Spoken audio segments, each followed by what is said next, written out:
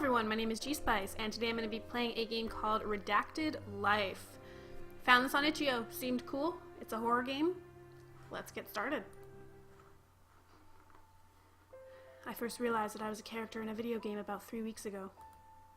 At first, I noticed little things, glitches, things blinking in and out of existence.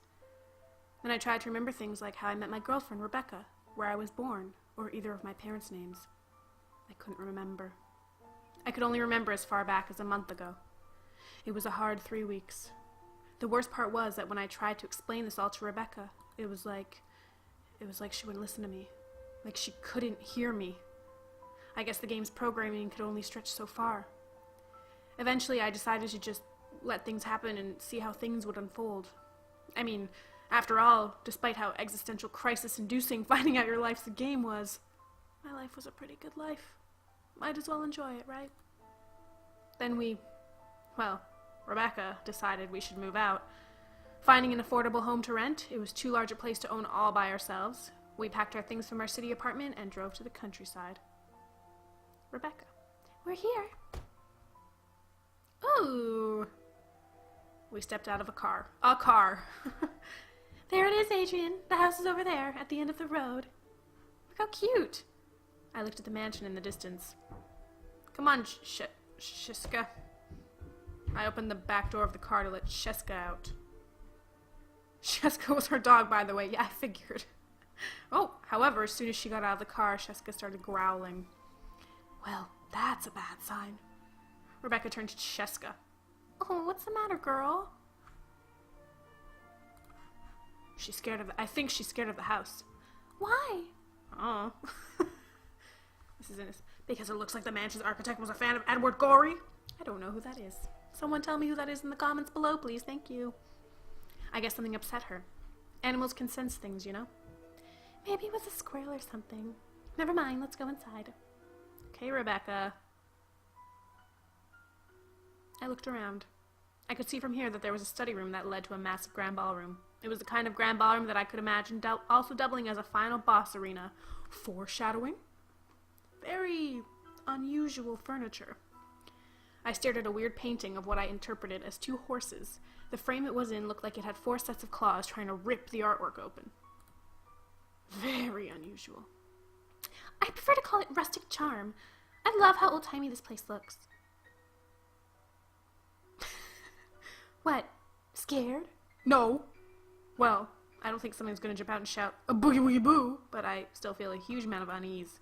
Oh god, look at her. Oh. Don't worry, I'll protect you from anything in this household.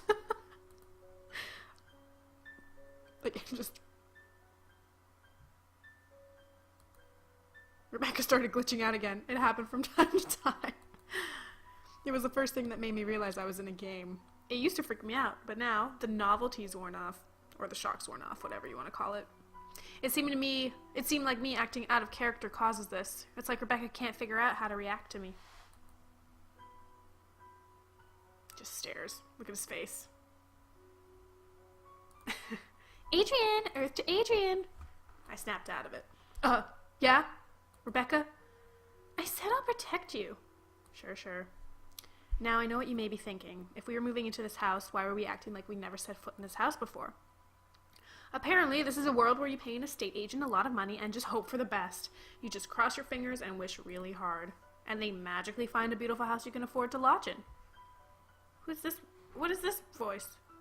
We're leaving this crazy house. What? A young couple came lumbering down the stairs. They were each carrying a suitcase. I don't see them. I've had it. I can stand for a lot of things, but not this. And with that, the couple left. My. Oh, God. A person, whose gender was unclear to me, approached us. They were wrapped in several layers of winter clothing, despite the fact that it wasn't winter. Turl? Right?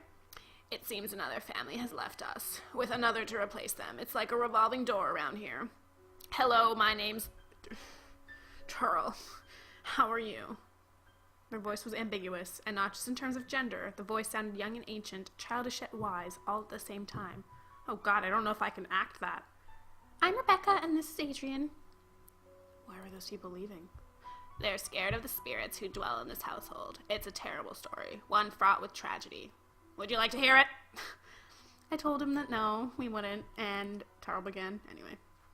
Ooh, the sweater-layered character told Rebecca and me pretty full and complete information about the mansion.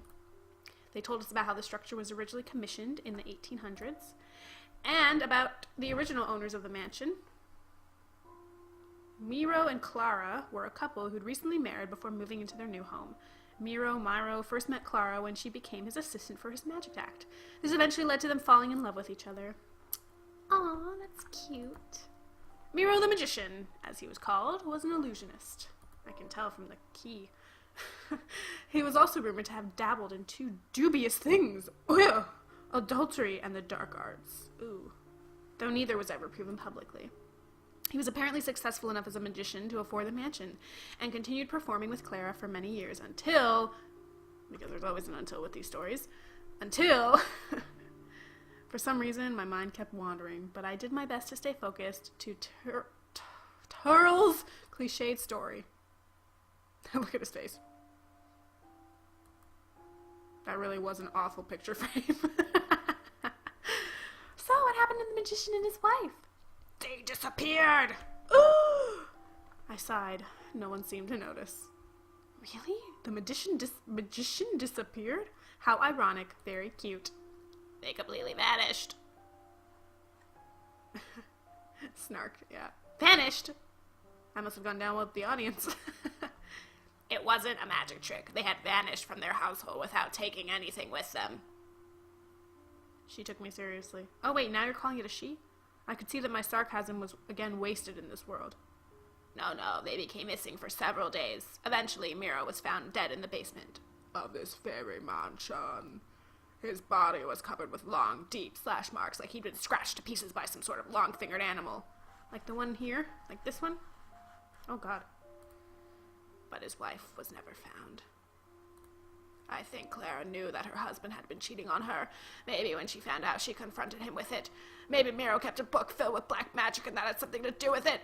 But I think something very dark happened on the night they disappeared. And I believe that Clara's ghost still haunts this place to this day. It would explain all the strange things in this place.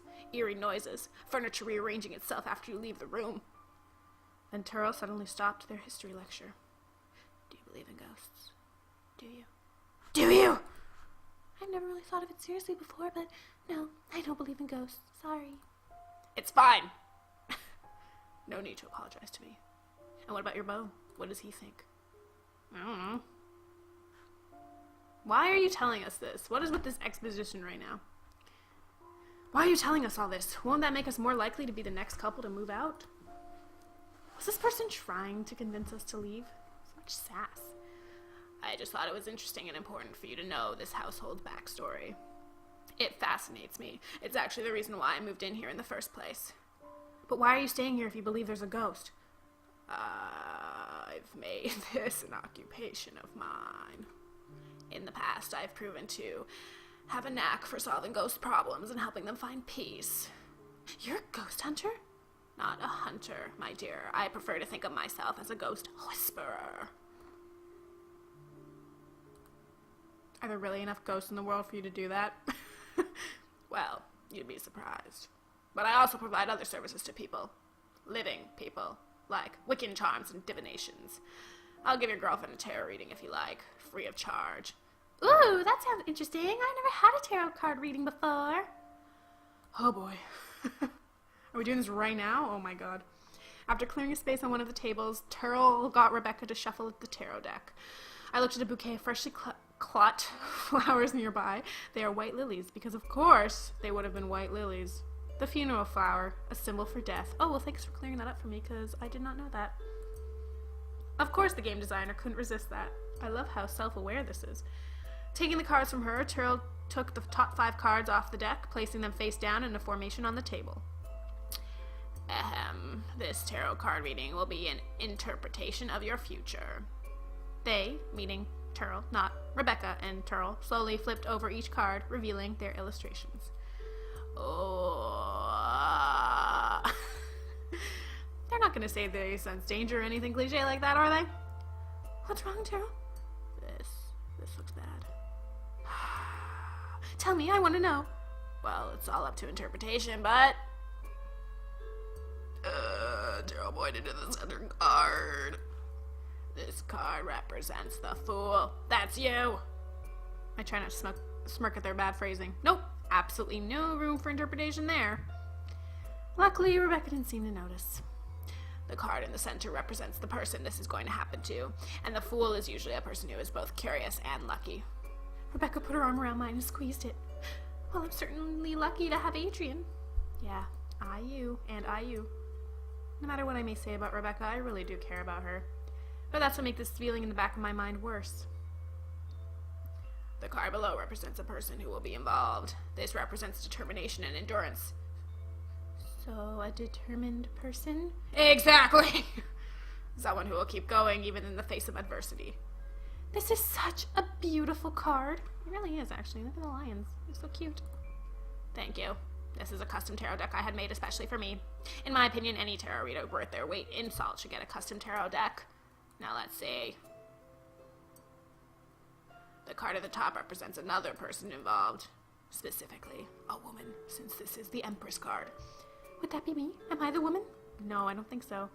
Since this is a tarot reading of you, I'd actually interpret that woman as Clara. Duh. The magician's wife? I'm sure her ghost is here, and as long as you're in this house, you and her will be connected. My God, I have to sneeze. Ugh. The leftmost card represents a past event. The tower is associated with sudden, disruptive, and potentially destructive change. It can also mean liberation and the gaining of freedom. But in terms of destructive change happening in the past, I divine it as Clara's past.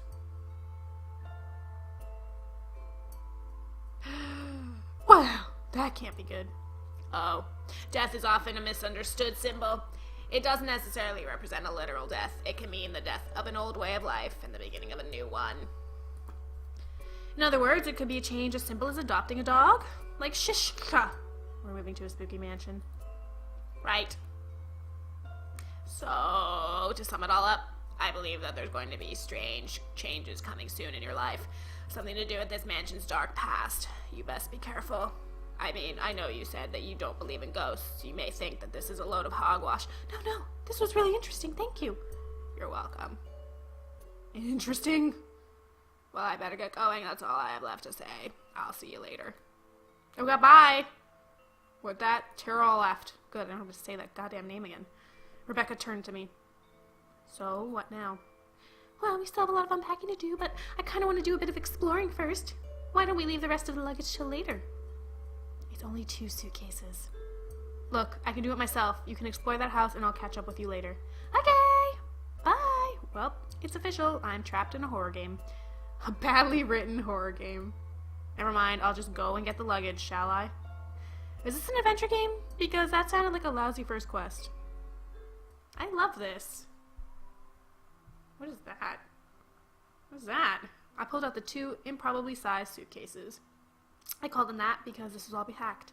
There was no moving van, there's traveling light, and then there's this. Our whole previous life was the contents of these 2 suitcases. With a heave, I lifted them up to carry them back to the mansion. Oh. After about 5 years or so, I eventually finished my trek up the fun path and made it to the house. I'll go put the luggage upstairs. Oh! No! Right in front of me was a ghost that looked like the woman from Mirror's Magic Act poster. Clara! Rebecca! That came out louder than I expected. Help! Adrian? What's wrong, Adrian? After I finished restarting my heart, I answered her. I saw a ghost. It was the ghost of a woman. I think she was the magician's wife. She relaxed and gave me a pitying look. Didn't you see it? Oh, Adrian, you probably just thought you saw something. I mean, this drafty house. Yeah, drafty, sure. Oh, you're right, Rebecca. Drafts do get my imagination aflutter. Now, if that's everything, I'm gonna go back to exploring the ground floor, okay? Just be careful, alright? I will! Just my luck. Just as Rebecca comes, the ghost vanishes. Before, I had wondered if the ghost was going to be real or someone in a mask. Either way, it would have been dangerous, but after that adventure, I knew the ghost was real. I had a feeling that Rebecca was safe from the ghosts. Well, safe she could be. What I mean is I was trying to imagine this as a game written by someone else. I thought back to horror films, and generally speaking, the young woman who had a boyfriend was usually safe. Their boyfriend, on the other hand... I continued upstairs. Ooh, we get to see... That's not weird. Well, this wasn't our bedroom. I'd accidentally stepped to the attic. Dust-covered toys filled the room. Toys? Did Clara and Miro have children? Children mentioned that. What about the old people who just lived there? Oh my god. Were they planning on having children, perhaps? Did something happen? Oh, she screamed. I'm not gonna scream. Rebecca! Oh my god. Oh god. Oh! I found Rebecca on the ground. I rushed to her and helped her up. What happened? They're there! She pointed to the wall. The letters were in all caps, and it appeared to be that the author tried their best to transcribe their own screaming. It was written in blood and looked like it was going to be hell to scrub it out. It said, "Get out." But by now, it really should have said, "Get out, you idiot." Did you see her run past you? Did you see what happened? I heard you scream and I rushed over. No one passed me. How could you miss it? I saw it. I saw the ghost. Haha. Sass. Maybe it was a draft. This is no time for jokes. All right, I admit it. I was wrong. There was a ghost, like you said. You don't have to be a jerk about it. Oh, no. She's glitching. Sorry. You were right, Adrian. I'd prefer it if I wasn't. Tiro said that they plan on doing a seance. Seance? You know, that thing in movies where a group of people gather around and try to contact ghosts? I know what a seance is. What? We're just gonna forget about the malevolent ghost in Mansion? Tiro says it'll be fun. I guess we were. Becca, don't you think we should leave? It's not safe here. What? But this is our home now. Fine, I'll see you later. Trying to convince her to go wasn't gonna work. I realized that. This was all just a game, after all. And not even one of the good ones. Wait, what's this? What is it? Behind a section of ripped wallpaper and worn wooden wall paneling, there was a marble tile, and clearly it didn't belong there. I pressed down on the tile and a nearby wall opened up, revealing a pitch-black corridor. My goodness, you found a secret passageway. Really? You're surprised? In this house? Rebecca and I are going to perform a seance in the vestibule. Would you care to join us? Yeah, Rebecca told me already, and I'll pass. Also, are you sure it's wise to do a seance when there's a ghost that wants everyone to leave? There won't be any way to give the ghost true peace unless we can find a way of communicating with her. I hope you change your mind, though. The more people, the more power. I'll be in the vestibule if you want to join in. Enough was enough. No more letting things unfold. If I was in a horror game, at least I could choose how the story ends. I had two choices. Win the game or find a way out of the game. The problem was I had no idea how to go about doing either. Where should I start? Oh my god. Okay, well, I'm going to end this here.